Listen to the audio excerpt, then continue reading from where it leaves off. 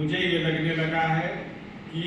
ये दो मंडल के जो भी लोग हैं, एक तरह से ये जन सूचना के अधिकार वाले ये कार्य की दृष्टि से आप सब मेरे परिवार के सदस्य जैसे हैं, और इस रूप में मैंने तय किया था कि प्रत्येक महीने में एक बार आपसे मुलाकात होगी, संवाद होगी। जो हम चाहते हैं वो हम बताएंगे, और आपकी आयोग से क्या अपेक्षा है इसको मैं समझना चाहूँगा, इसलिए संवाद होने रहे। पिछले महीने की बात हुई थी, पिछले मार्च में जो हम लोगों ने कार्यभार ग्रहण किया आयोग का,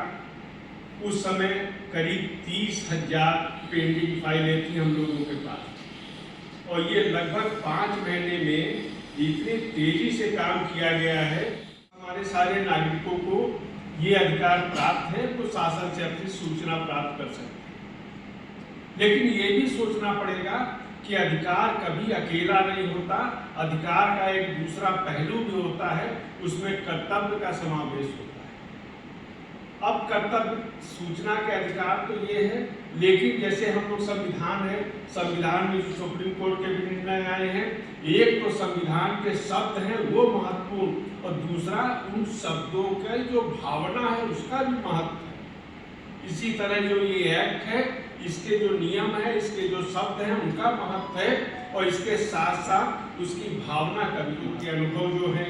जो तेज गति से काम किया गया, उस आधार पर मैं कह सकता हूँ कि बहुत से तो ऐसे लोग हैं जो निश्चित रूप से पीड़ित हैं, उनके समस्या का समाधान होना चाहिए, और उसमें आप लोगों का भी सहयोग रहा, ये अच्छी बात है। लेकिन कुछ मामले ऐसे हैं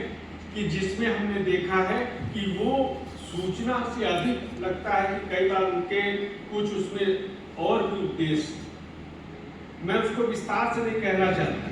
लेकिन क्योंकि सूचना मांगना उनका अधिकार है, वो मांग सकते हैं। लेकिन जैसे सुप्रीम कोर्ट का भी निर्णय है कि सूचना इतनी विस्तृत नहीं होनी चाहिए कि उससे